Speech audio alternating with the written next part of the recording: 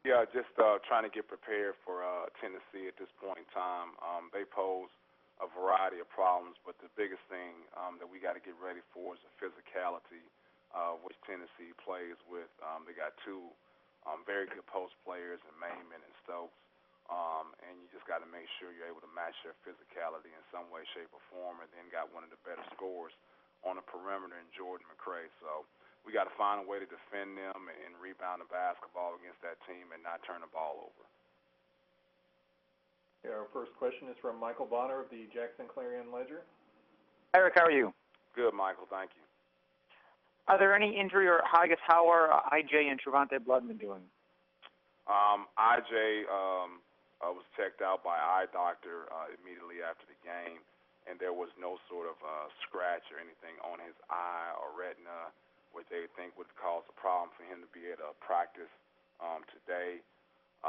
Trevante Bloodman is a little bit of a different situation. He is in a boot right now, and they determined that it was actually cramping that was the problem, but it was cramping because he had a calf strain, and the cramping was really a cause of them not trying to further injure the calf strain. So he may not be able to practice today, but they anticipate him being able to go on Wednesday. Thank you. Mm-hmm. Next is Jerry Tipton of the Lexington Herald-Leader.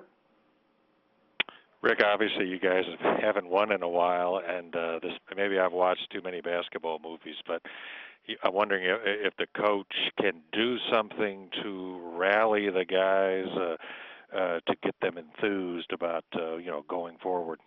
Yeah, that's a good question, Jerry, and maybe I'm too simplistic in things, and maybe my math background, and I'm too black and white on stuff, but to me, like, you don't give yourself a chance to get out of this slump or win if you don't play hard and you don't compete. So the thing you always worry yourself with are your guys, giving an effort when they go out and play, and you worry about that. But I don't think there's too many times besides maybe the Georgia game where we just didn't give an effort at all. But I thought we've been pretty competitive as far as like playing hard and giving an effort. So when he started not seeing the effort on a day-to-day basis in practice, which is even harder to get up for than the game, then I'll start getting concerned about things. But, right now, Jerry, I don't want to belabor this point, but we're just simply devoid of bodies at this point in time. Right. We've had a situation where, our guys are getting in foul trouble, and especially on the front line, we're playing these big physical teams like an LSU and a Tennessee we're about to play. It becomes a numbers crunch. I'm wondering what you think the guys are calling upon to continue to put the effort out there. Yeah, to me it boils down to whether you got good kids on your team or not. If you worry about being in a losing streak like this, if you got guys who you think are not quality individuals on our team, but I think we've got some pretty good kids on our team, and they continue to, try to do the things that we want them to do on the court.